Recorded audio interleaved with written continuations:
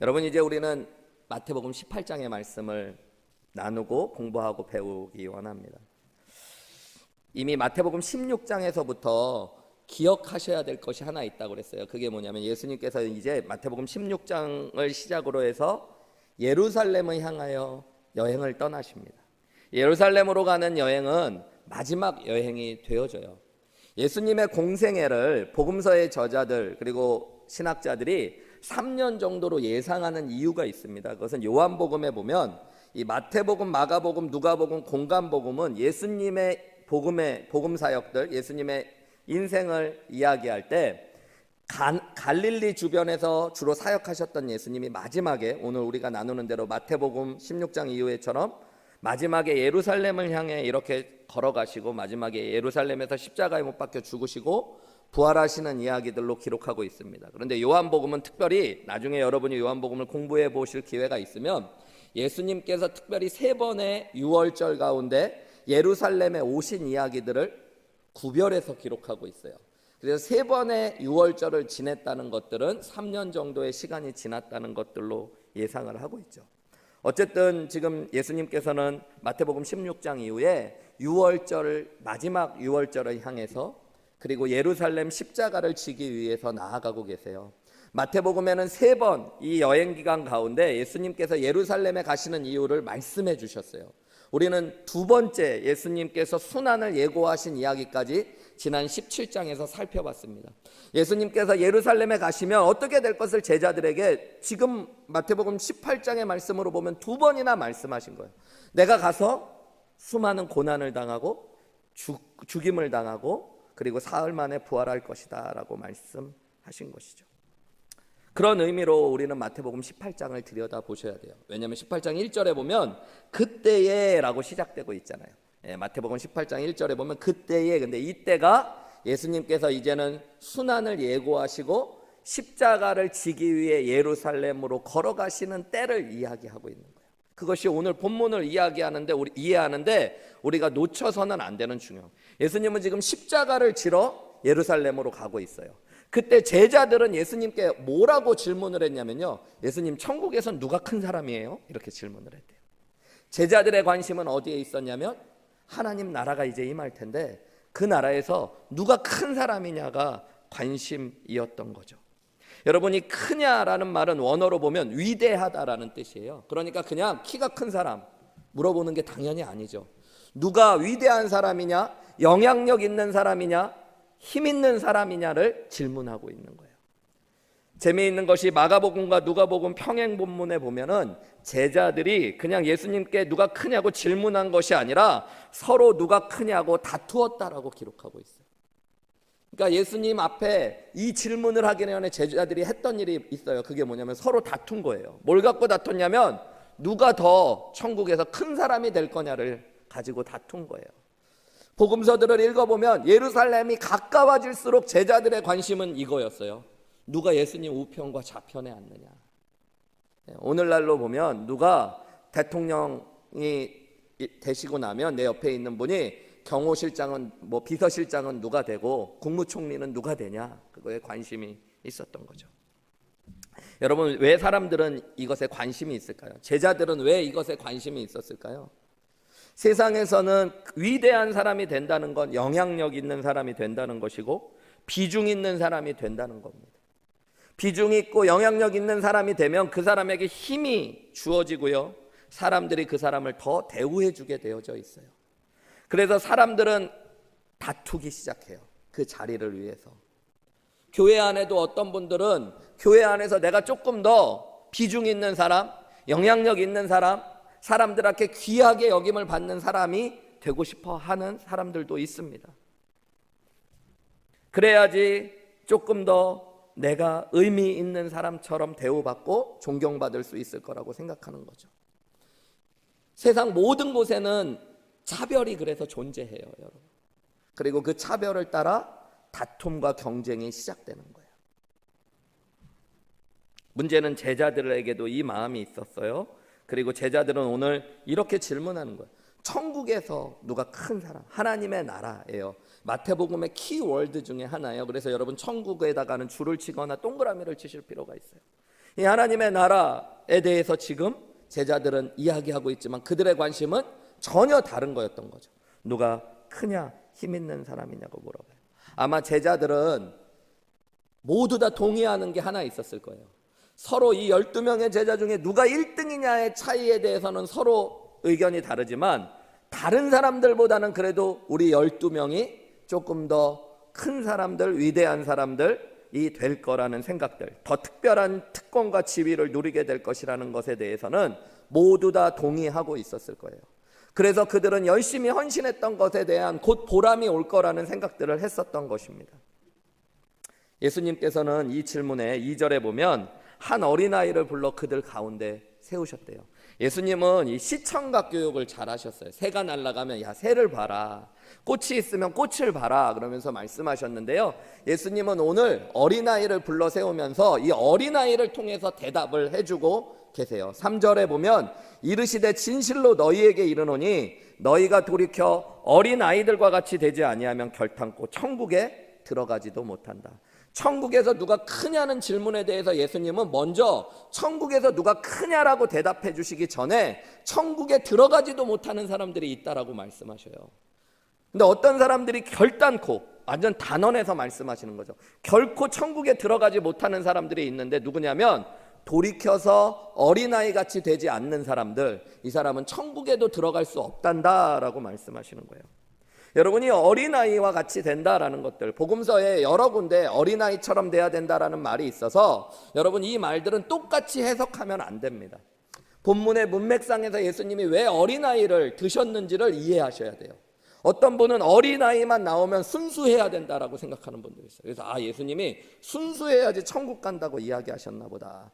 어린아이는 의존성이 있으니까 예수님 앞에 의지하고 믿음이 있어야지 간다라는 얘기다, 이렇게 이야기하시는 분들이 있는데요, 본문의 말씀을 이해하려면 그냥 어린아이의 특성만을 이야기하는 게 아니라 예수님께서 이 어린아이를 왜 비유로 드셨는지 본문의 문맥을 이해하셔야 되는데 4절에 보면 그러므로 누구든지 이 어린아이와 같이 자기를 낮추는 사람이라고 말씀하셨어요. 그러니까 자기를 낮추는 사람, 낮은 사람으로서의 의미가 어린아이예요. 여기서는 실제로 제자들이 물었던 건 큰 사람에 대한 질문이었기 때문에 이 말이 맞아요. 이게 무슨 뜻이냐면요, 여러분, 당시의 사회에서 어린아이는 가장 연약한 존재들입니다.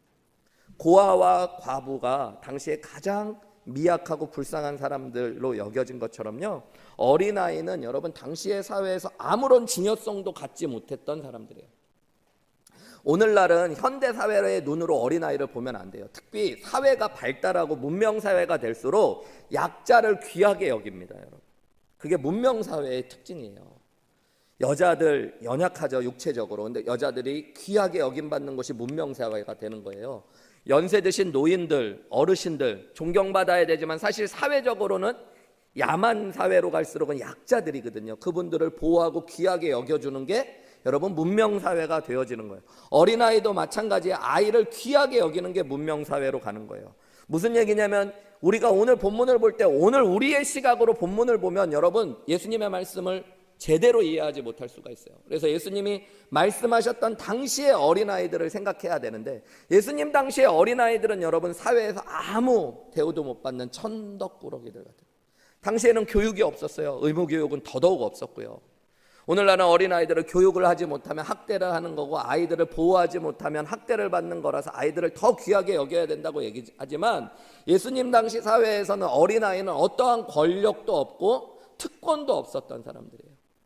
그냥 집에서는 밥만 축내는 아이들이었던 거죠. 무조건 어른들에게는 복종해야 될 대상들이었던 거예요. 예수님은 지금 이야기하는 거예요. 가장 낮은 사람으로서, 가장 연약하고 가난한 사람으로서 어린아이들을 지금 비유로 하고 있어요. 자신의 재산이 하나도 없어요.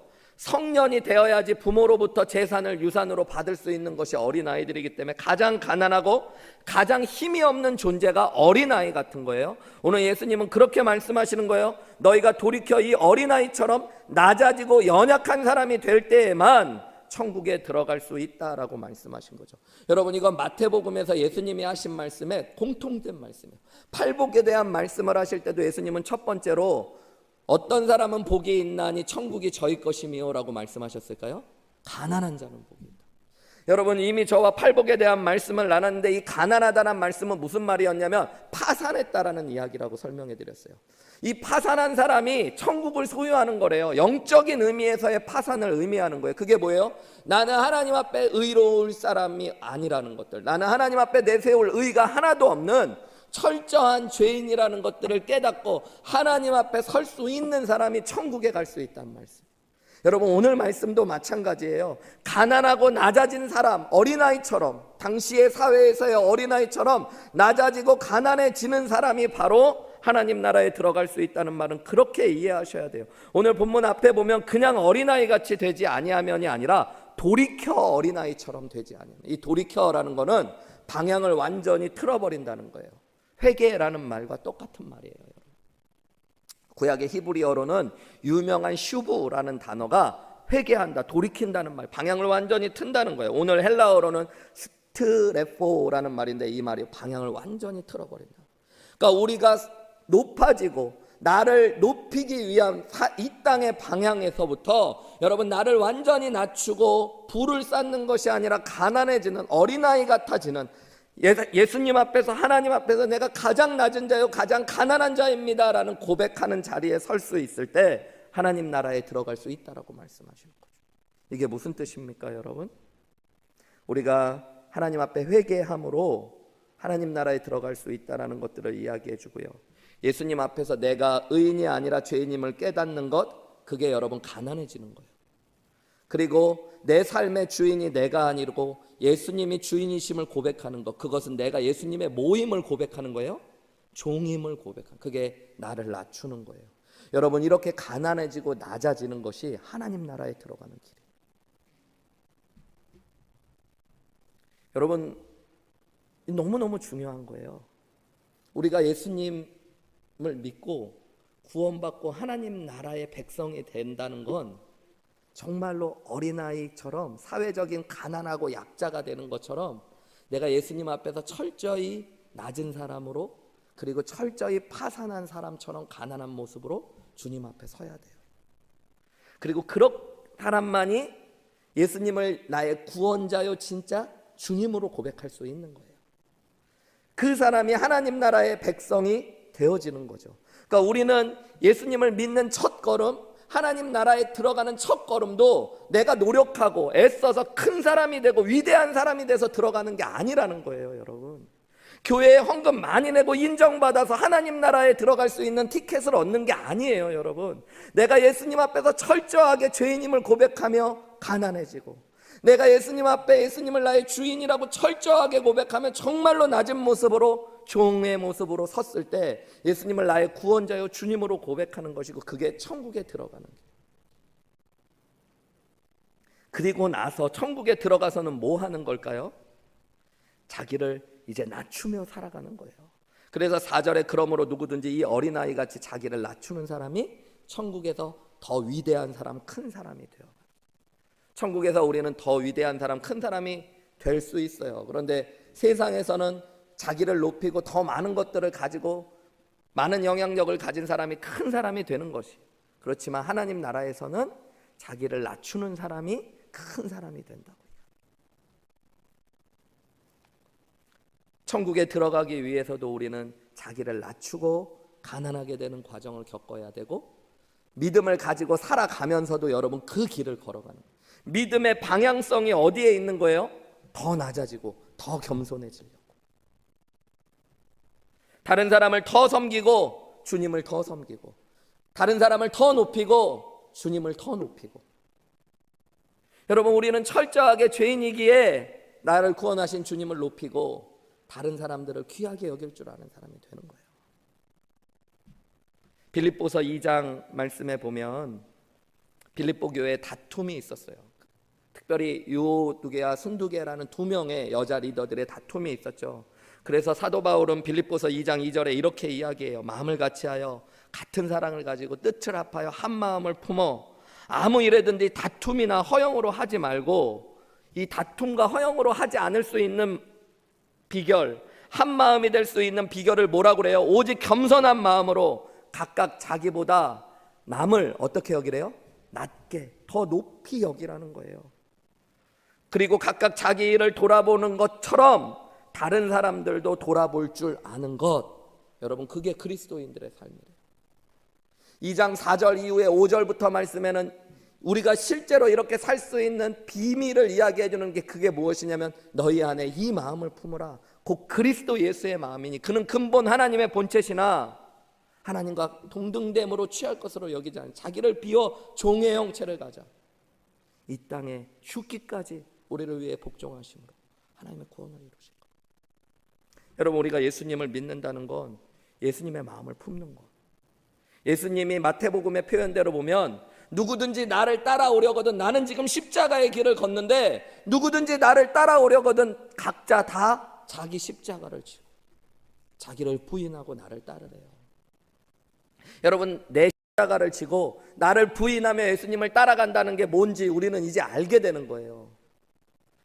하나님의 뜻과 하나님의 영광을 위해 나를 낮추고 다른 사람들을 섬길 수 있는 것들 귀하게 여기는 것. 여러분 그러니까 교회 신앙생활 한다는 건 뭐 열심을 다하시는 건 좋은데 어떤 열심을 다하셔야 되냐면 더 낮아지고 더 겸손해지고 더 섬기며 예수님의 마음을 품는. 근데 제자들은 전혀 다른 거잖아요. 그죠? 제자들은 무엇을 다투고 있었다고요? 누가 더 크냐고. 여기에 문제가 있는 거예요.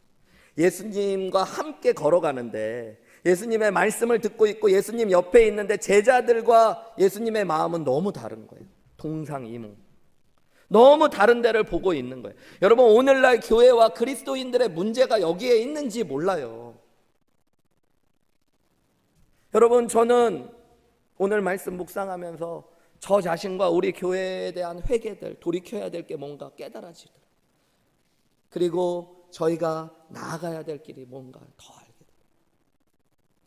여러분 큰 교회가 되기 위해 애쓰는 것들 저도 그런 마음이 들 때 있어요. 우리 교회가 지금 여러 가지 것들 속에서 더 큰 교회, 이 지역에서 더 영향력 있는 교회가 됐으면 좋겠다 하는 마음이 인간적으로 있을 때가 있어요. 여러분 근데 그것이 십자가를 지고 예수님을 따르는 길이 아니라고 예수님 말씀하시는 거예요. 우리 교회가 해야 될 일이 있다면 여러분 더 낮아지고 더 겸손하게 더 예수님의 마음을 품는 것. 여러분들도 마찬가지인 거죠. 5절 말씀에 예수님은 말씀하셔요. 또 누구든지 그 다음 이야기를 하셔요. 내 이름으로 이런 어린아이 하나를 영접하면 곧 나를 영접하는 것이다. 여러분 예수님의 말씀을 보세요. 어린아이 아주 보잘것없고 힘도 없고 부도 없고 영향력도 없는 작은 소자, 이건 그냥 어린아이뿐만 아니라 여러분 못 배운 사람, 못 가진 사람, 힘없는 사람, 연약한 사람을 일컫는 말이에요. 아무 영향력도 없어 보이는 그 사람 한 사람이라도 그 사람을 영접하는 것이 곧 누구를 영접하는 거래요? 예수님 영접. 예수님은 아주 작은 한 영혼과 자신의 가치가 같다라고 말씀하시는 거예요. 여러분 이게 천국의 다른 가치예요. 세상에서는 여러분 정말로 영향력 있는 사람의 가치가 가장 높고 세상에서 정말 보잘것없는 사람은 무가치한 것처럼 여겨질 때가 있어요. 그런데 하나님의 나라는 그거와 전혀 다르대요. 하나님의 나라에서는 여러분 아주 작고 연약한 사람 하나도 예수님만큼의 가치를 가지고 있다라고 말씀하셔요. 그래서 그 사람 하나를 섬겨주는 것이 누구를 섬기는 거와 똑같대요? 예수님 섬기는 거. 많은 분들이 믿음 생활하면서 그런 얘기해요. 주님을 기쁘시게 해드리고 싶대요. 예수님 섬기며 살고 싶대요. 여러분 근데 그 예수님 섬기고 주님을 기쁘시게 해드리는 게 뭐예요? 어떻게 하는 거예요? 여러분 말씀대로 보면 예수님께서 내 앞에 세워놓으신 한 영혼, 그 영혼이 아무리 보잘것없더라도 그 영혼을 기쁘게 하고 그 영혼을 최선으로 섬기는 게 주님을 섬기는 거예요. 여러분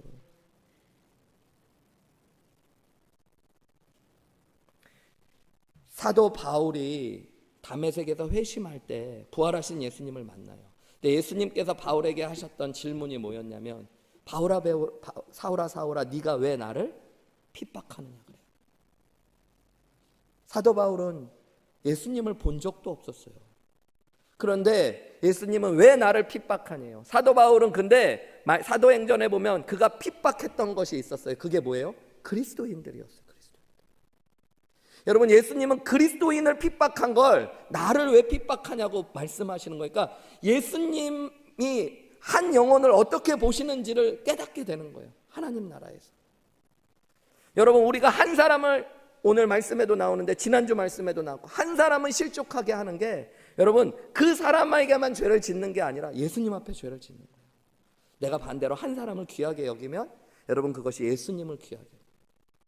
이건 너무너무 당연해요. 제가 예전에도 한번 설명드렸던 것 같은데, 여러분 우리가 예수님을 나의 구원자여 주님으로 믿으면 내가 연약한 사람이고 정말로 내가 하나님 앞에 죄인이라서 파산한 것과 같이 가난한 자로 낮은 모습으로 주님 앞에 서지만, 주님은 우리를 어떻게 보시냐면 하나님의 하나밖에 없는 아들 예수 그리스도의 피값만큼 귀한 자녀로 보세요. 우리를 여러분 정말로 목숨 걸고 사랑하는 자녀로 나를 보시는데, 그 자녀를 누가 참 부족하고 연약함에도 불구하고 존귀하게 대해줬어요.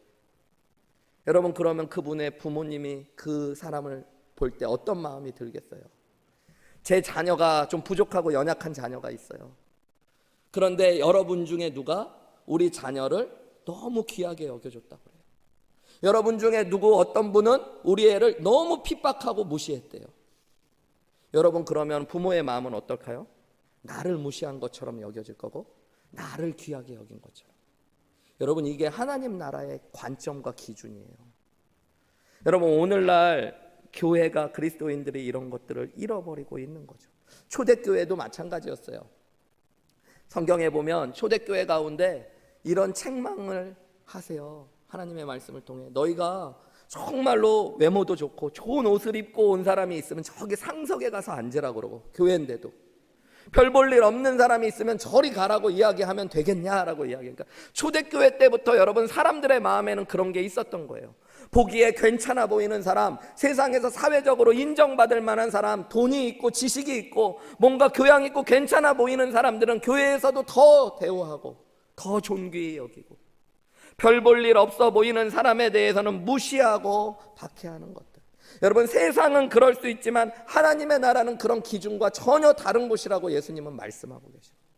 우리 자신을 낮추기 위해 애쓰고 몸부림칠 뿐만 아니라 여러분, 아주 연약한 사람 한 사람도 예수님께서 자신과 같은 생명으로 귀하게 여기신다는 것들을 보면서 그 사람을 영접할 줄 알아야 돼요.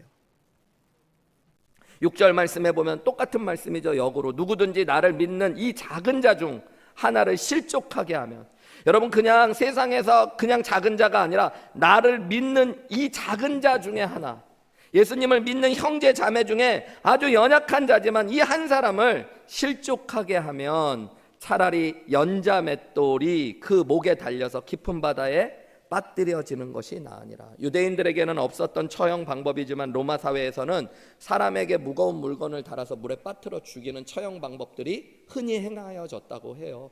그러니까 예수님은 지금 그 로마의 처형법을 빗대어 말씀하시는 거예요. 여기 연자 맷돌이라는 거는 여러분 원어로 보면 오니코스라고 하는 나귀가 어원으로 담겨져 있어요. 이거는 나귀가 끌 수 있는 큰 맷돌을 의미하는 거예요. 그냥 사람이 이렇게 돌리는 맷돌이 아니라 여러분, 나귀를 통해서 나귀의 힘을 통해서만 갈 수 있었던 큰 맷돌을 의미해요. 그 맷돌을 목에 달고 바다에 빠져 죽으라고 말씀하시는 거예요. 여러분, 이게 얼마나 충격적인 얘기예요. 예수님이 작은 사람 한 사람이라도 예수님 믿는 형제 중에 하나를 실족해 하는 것은 이 정도 큰 처형을 받아야 될 죄와 마찬가지다라고 말씀하십니다. 여러분, 그런 마음을 갖고 혹시 교회 다니고 계세요? 네? 맨날 교회 다니면 내가 상처받았다는 얘기만 하셔요. 다들 보면. 나는 지금까지 목회하면서요, 저는요, 목사님 제가 누구 상처 줬어요 막 이러면서 회개하면서 오는 분 별로 못 봤어요. 다 상처만 받았대요. 누가 주는 거예요, 상처는? 네.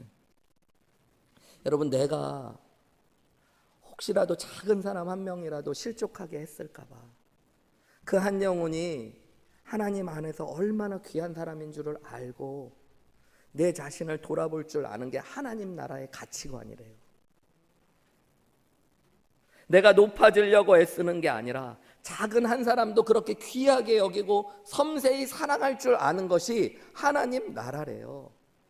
우리가 18장 다음 주의 말씀을 살펴보면 알겠지만 여러분, 이 하나님 나라는 죽어서 가는 곳을 이야기하지 않아요. 예수님께서 이 땅에 있는 제자들의 공동체를 하나님의 나라라고 말씀하셔요. 그래서 누구든지 너희 중에 범죄한 자가 있으면이라고 이야기하면서 다음 주에 어떤 한 범죄한 형제를 어떻게 바로잡아야 되는지 하나님 나라의 법으로 이야기해 주세요. 그러니까 지금 이 말씀은 죽고 나서 가는 하나님 나라에 대한 말씀이 아니라 오늘 우리가 살아가는 교회에 대한 이야기들을 던져주고 계시는 거예요. 여러분, 교회는 한 영혼이 귀하다는 것들을 깨닫고 알고 한 영혼을 귀하게 세워줄 수 있는 곳이 교회여야 된다는 걸 기억하셔야 됩니다. 단순히 사람을 많이 모으기 위한 곳도 아니고 교육기관도 아니에요. 교회는 여러분, 교육도 필요하고 사람들이 많이 모이는 것이 나쁘다는 거 아니면 필요하지만 진짜 중요한 건 한 영혼을 섬기기 위해 하나님께서 이 땅에 세워놓으신 곳이에요. 병원에 가서 큰 병에 걸려서 오시는 분들이 간혹 있어요. 병원에 가서 더 큰 어려움을 겪고 심지어 죽음을 당하는 분들도 보면 얼마나 안타까운 얘기예요. 그리고 어떻게 그런 병원이 있냐라고 우리는 병원에 대해서 질책하고 욕할 수 있죠. 여러분, 똑같이 생각하면 교회에 와서 실족하는 영혼이 있다라는 것, 여러분 이거 우리가 심각하게 받아들여야 돼요. 물론 사람이 사는 곳에 의도치 않은 실족이 있을 수 있어요. 그렇지만 우리가 조심해야 된다는 것들을 말씀하는 거죠. 그래서 7절에 예수님은 이렇게 말씀하셨어요. 실족하게 하는 일들이 있음으로 말미암아 세상에 화가 있도다. 실족하게 하는 일이 없을 수는 없으나 실족하게 하는 그 사람에게는 화가 있다는 것들을 기억하라는 거예요. 여러분, 실족하게 하는 일이 없을 수는 없대요. 사람들 간에는 때로는 내가 연약해서일 수도 있고 상대방이 내 의도와 다르게 예민하고 오해해서 실족하게 하는 일들이 있을 수는 있다는 거예요. 예수님도 말씀하셨어요. 그러니까 뭐 그게 실족하는 게 대수야? 뭐 우리 교회만 실족하게 해? 딴 교회는 더 실족 많이 하던데? 뭐 나만 실족하게 했어? 나 정도면 그래도 다른 사람한테 나름 신경 쓰고 말하는 건데, 그런 것이 아니라 실족하는 사람에게 화가 있을 수 있다는 것들을 생각하면서 여러분, 한 영혼이라도 귀하게 보는 것, 그것이 교회여야 된다. 휴스턴에서 목회하셨던 최영기 목사님이 하셨던 유명한 설교처럼 저는 교회가 병원이라는 것이 어느 정도 귀한 비유라고 생각해요. 여러분, 교회는 하나님께서 피값으로 사신 귀한 영혼들을, 그래서 이제 치유받고 회복돼야 되는 영혼들을 맡겨주시는 곳이에요. 그러니까 교회에 온 사람들은 마음적으로, 가정적으로, 영적으로, 믿음적으로 병든 사람들이 오는 게 당연한 거예요. 여러분, 문제는 그런 사람들이 와서 우리 교회에서 더 많은 병을 얻는 게 아니라 치유되고 회복될 때 우리 교회가 되는 거죠. 여러분, 그러니까 너무 멀쩡한 사람들만 오는 거 좋은 교회 아니에요. 여러분, 다른 교회에서 다 믿음 생활 잘하시고 다 회복돼서 좋은 분들만 우리 교회에 오면 여러분, 우리 교회는 병원이 아닌 거예요. 여러분, 여러분이 만약에 병원에서 일을 하는데 멀쩡한 사람들만 자꾸 와요. 근데 손님이 엄청 많아. 환자가 왜 왔냐고 그러면 그냥 몸 괜찮은데 그냥 왔다 그래요. 여러분, 그건 좀 이상한 거잖아요. 아픈 사람들이 오는 게 당연한 거예요. 여러분, 병원에서는 어떤 사람이 병원에 왔는데 왜 이렇게 저 사람은 뭐 입을 못 벌려가지고 밥을 먹을 때 왜 자꾸 흘려? 왜 저렇게 팔을 제대로 못 움직여? 막 이렇게 정죄하지 않잖아요. 그죠? 다 서로 아픈 사람들끼리 있으니까. 여러분, 교회도 마찬가지예요. 한 영혼 한 영혼이 예수님께서 피값으로 사신 귀한 영혼들. 목사님이 의사가 아니라 예수님이 의사시고 저도 지금 치료 중에 있어요. 여러분, 여러분도 다 지금 치료받고 계신 거예요. 여러분, 하나님 나라 갈 때까지 완전히 치료가 잘 안 돼요. 여러분, 우리 다 죄인이라서 우리가 엄청 다 중증이에요. 여러분, 그런데 자기가 교회 좀 다니면 다 의사인 줄 알아요. 여러분, 그래서 자꾸 사람들 치료하려고 다니는데 여러분, 내가 낮은 마음으로 제일 큰 은혜가 필요한 사람들, 그리고 같은 환자들끼리 있으면 미국은 거의 다 독실이잖아요. 입원을 해도. 근데 한국은 예전에 제가 기억하면 뭐 4인실, 6인실, 막 8인실 있잖아요. 여러분, 그런 환자들끼리 얼마나 서로 위하는지 몰라요. 서로 막 원망하고 책망 안 해요. 누구 한 명 치료받으러 수술 받으러 간다 그러면 화이팅 해주고. 여러분, 우리 교회가 그런 곳이어야 되죠. 목사님 저 사람 조금 이상한 것 같아요, 성격이. 그러니까 교회 왔죠. 여러분, 그 사람 귀하게 여기시는 거예요. 하나님이 우리 안에 보내주신 예수님의 생명값만큼 귀한 사람. 저 사람 예수님도 모르고 믿음이 없어요. 목사님 좀 이상한 사람 같아. 그러니까 교회 왔죠, 여러분. 믿음이 너무 태산 같은 사람들이 교회 오면 여러분 정말 안 좋은 걸 수도 있는 거예요. 그런 교회는 여러분 말만 많아요. 그리고 태산같이 큰 믿음이 뭔지도 모르겠지만, 여러분 우리가 한 사람 한 사람을 실족지 않게 하기 위해 최선을 다하는 겁니다. 오늘 주님이 하시는 말씀처럼 실족하게 하는 일이 없을 수는 없으나 실족하게 하는 그 사람에게 화가 있다라는 이 말씀이 여러분에게 들려주시고 깨달아지시는 귀한 은혜가 있으시기를 주님의 이름으로 축복합니다. 8절과 9절에 보면 예수님이 만일 내 손이나 내 발이 너를 범죄하게 하거든 찍어내버리라. 장애인이나 다리 저는 자로 영생에 들어가는 것이 두 손과 두 발을 가지고 영원한 불에 던져지는 것보다 나으니라. 만일 내 눈이 너를 범죄하게 하거든 빼어내버리라. 한 눈으로 영생에 들어가는 것이 두 눈을 가지고 지옥불에 던져지는 것보다 나으니라 말씀하셔요. 여러분 되게 과격한 말씀처럼 보이죠. 내 손이나 내 발이 범죄하게 하면 찍어버리래요. 차라리 장애인이 돼서 하나님 나라에 가는 것이 낫지 영원한 지옥에 가는 것보다 그게 훨씬 더 귀하대요. 내 두 손이나 두 발을 가지고 영원한 불에 던져지는 것보다 장애인으로 천국 가는 게 낫지 않냐, 이런 말씀하셔요. 내 눈이 범죄하게 하거든 더 심각하게 빼어버리기까지 하래요. 여러분 실제로 이 말씀을 원어 그대로 받아들여서 자신의 신체를 훼손시켰던 사람들이 있었어요. 오리겐이라고 하는 초대교회의 교부 중에 하나였던 위대한 신학자 중에 하나는요, 자신의 성기를 거세하기도 했어요. 여러분 어쨌든 자신의 죄 지었는 부분을 끊어버리는 것이라는 것이 아니라 예수님의 말씀에는 어떤 말씀이 있는 것이냐면, 여러분 나 스스로를 넘어지게 하는 내적 위험에 대해서도 예수님은 경고하고 계시는 거예요. 여러분 하나님의 나라에 들어가는 것이 그만큼 귀한 것이고 내 영혼도 그만큼 귀하다는 것들을 알려주고 계시는 거예요. 여러분 여러분의 영혼이 얼마나 귀한지 알고 계시나요? 여러분 이 땅에서 어린아이 같은 아무것도 가지지 못한 가난한 자, 그리고 권력도 없는 작은 자 한 사람의 영혼도 예수님만큼 귀하듯이 여러분 한 명 한 명의 영혼도 예수님 보시기에 너무너무 귀한 영혼이에요. 그 영혼이 죄로 말미암아 쓰러져가고 영원한 형벌에 처하는 걸 예수님이 안타까워하고 계시는 거예요. 그래서 여러분 실제로 신체를 훼손하고 끊으라는 것이 아니라 결단하며 천국에 들어가는 것이 얼마나 중요한지를 알고 회개하고 주님 앞에 서라는 주님의 경고가 이 말씀 안에 드려져 있습니다. 여러분 한 사람 한 사람의 영혼이 귀하듯이 나의 영혼이 참 귀하다는 걸 아셔야 돼요. 여러분 내 신체도 중요하지만 이거는 예수님의 표현적으로 극단적인 것들을 통해서 우리의 신체가 귀하기 때문에, 그런데 그 귀한 신체보다 뭐가 더 귀하다는 거예요? 우리의 영혼이 훨씬 더 귀하다는 거예요.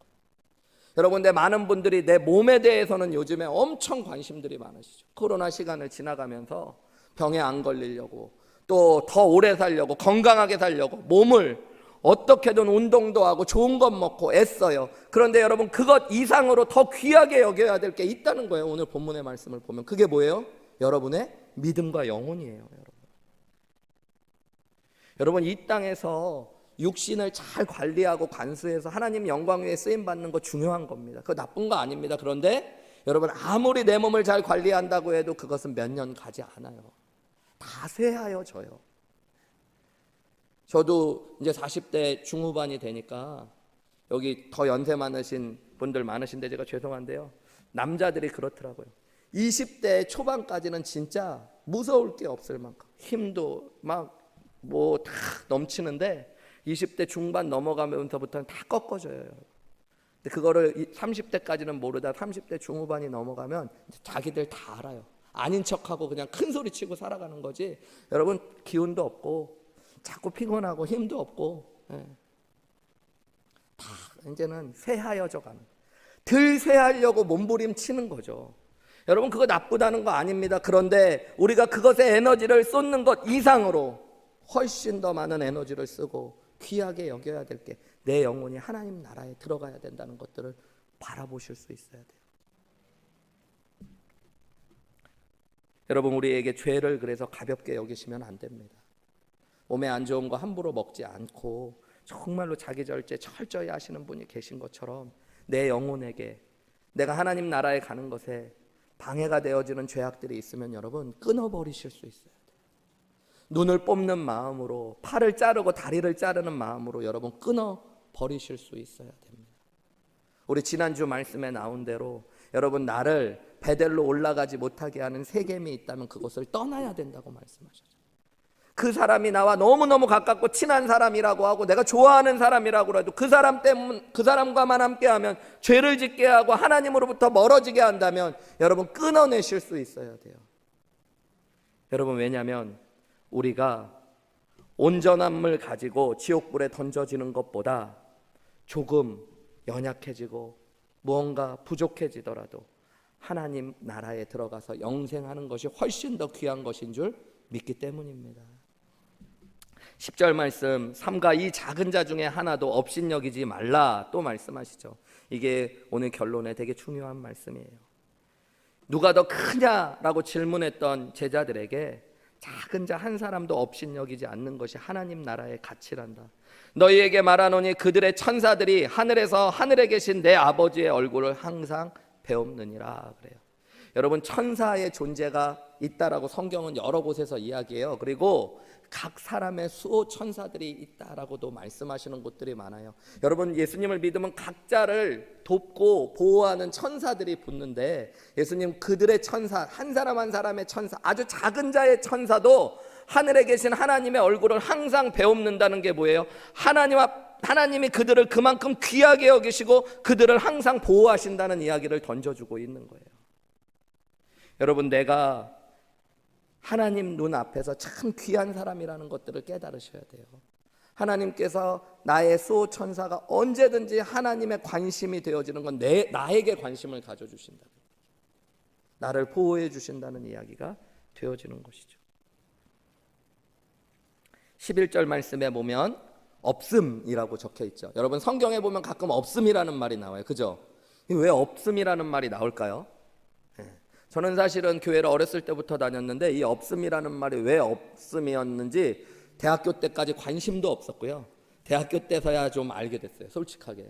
여기 계신 분들 중에도 아마 그런 분들 계실 거예요. 성경에 없음이 있다는 걸 오늘 아신 분도 계셨을 거고, 어떤 분은 없음이 있는데 관심이 하나도 없었던 분도 계실 거고.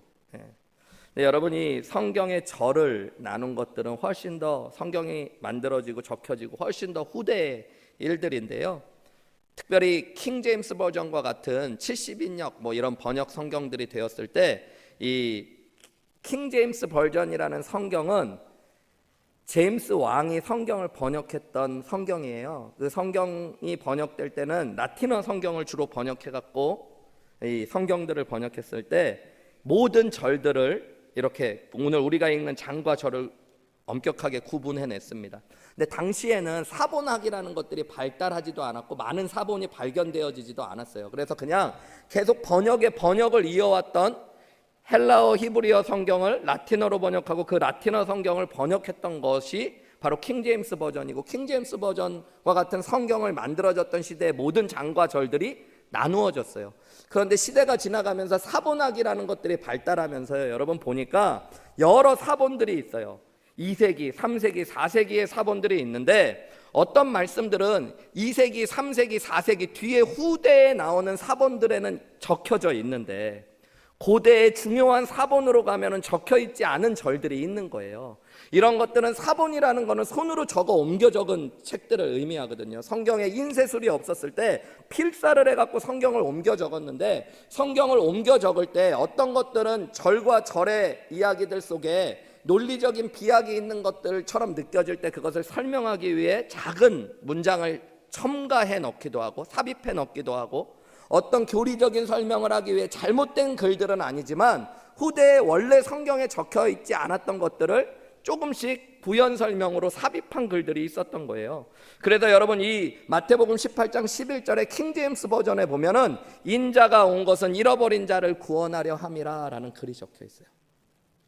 이 글은 누가복음과 마가복음에 있는 평행 본문에 나온 글들을 가져와서 첨가했다라는 것들을 알게 되는데요. 실제로 2세기 초반에 나온 고대 사본들이라고 이야기하고 아주 중요한 사본들에 보면은 신의 사본, 바티칸 사본 이런 게 되게 중요한 사본인데 그런 사본에는 나와 있지 않는 글들이에요. 그래서 오늘날 우리가 읽고 있는 이 개혁 성경에는 원래 원문의 성경을 최대한 살려보려고 했기 때문에 후대에 삽입된 것들이 거의 확실한 성경들에 대해서는 그것들을 빼놓고 없음이라는 표시를 한 것이죠. 잘못된 글들은 아니지만 원래 성경에 나오지 않은 것들. 여러분, 이런 것들은 너무 상식적이고 신학을 공부하면 너무 당연하고 중요한 일들인데, 오늘날 보면 이단에 가까운 분들 중에 킹 제임스 버전 성경만이 영감받은 하나님의 말씀이라고 주장하거나 이야기하는 사람들이 있어요. 한국에는 말씀보존학회라고 하는 이단들이 있고요. 미국에도 우리 민두식 목사님 목회하러 가시게 되는 펜사콜라 지역에 아주 시골인데도 불구하고 거기에 이런 킹 제임스 버전을 많이 하나님의 말씀이라고 이야기하는 이단들이 되게 강하게 존재하고 있어요. 네, 여러분, 킹 제임스 버전이 잘못된 성경은 아니지만 킹 제임스 버전만이 이런 의미에서 하나님의 말씀이라던가 원문에 가깝다라고 이야기하는 건 사실은 조금 더 많이 틀린 이야기입니다. 잠깐의 이야기들로 드렸지만 11절이 그래서 없는 말씀이죠. 12절 말씀에 보면 너희 생각에는 어떠하냐, 예수님이 제자들에게 이렇게 질문하신 거예요. 너희들 생각이 어떠니? 만일 어떤 사람이 양 100마리가 있는데 그 중에 하나를 잃어버렸으면 그 99마리를 산에 두고 가서 길 잃은 양을 찾지 않겠느냐. 13절에 진실로 너희에게 이르노니 만일 찾으면 길을 잃지 아니한 99마리보다 이 한 마리 때문에 더 기뻐할 것이다 라고 말씀하신 거죠.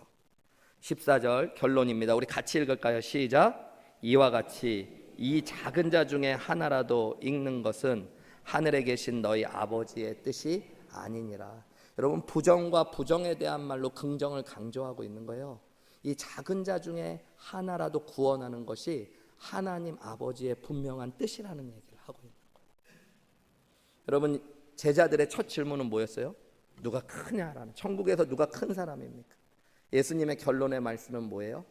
아주 작은, 그리고 미약하고 가난하고 힘없는 한 영혼, 우리가 이 땅의 눈으로 보면 보잘것없어 보이는 한 영혼이라도 그를 구원하고 하나님 나라 앞에 세우는 것이 하나님 아버지의 뜻이래요.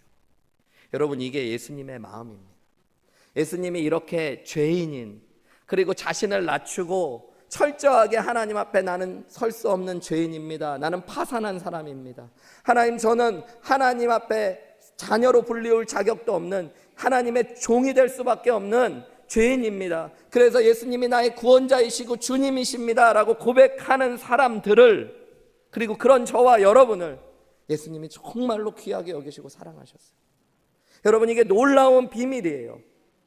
여러분, 하나님께서 여러분을 얼만큼 귀하게 여긴 거예요? 하나님의 아들의 생명을 주시기까지. 그게 하나님의 마음이에요. 나를 그렇게 보시듯이 여러분, 우리 교회에 있는 한 영혼 한 영혼을 예수님이, 하나님이 그렇게 귀하게 여기셔요. 여러분, 그걸 믿으셔야 돼요. 그게 하나님 나라에 들어온 사람들의 새로운 관점이고 가치관인 거예요. 예수님이 나를 정말로 귀하게 여기셔. 그분의 생명값만큼. 예수님이 여러분을 그 생명값만큼 귀하게 여기세요. 저는 가끔 그런 생각을 해요.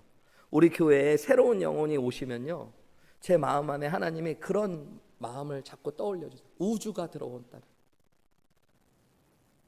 여러분, 온 세상이 들어온 것 같은 마음, 우주가 들어오네라는 마음을 자꾸 주세요. 여러분, 예수님의 마음에 그 한 사람이 천하보다 귀한 사람.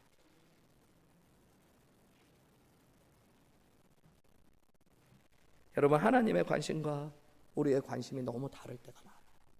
여러분, 우리가 신앙생활 한다는 건 예수님을 더 알아가는 것, 하나님을 더 알아가는 것. 그래서 여러분, 우리가 예수님을 더 많이 알아가야 되는 거예요.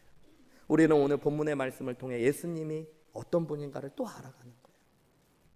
어떤 분이 실제로 천국에 가서 주님을 뵙고 나서 당황스러워하면서 이렇게 이야기하셨대요. 말씀 많이 들었는데 처음 뵙겠다고.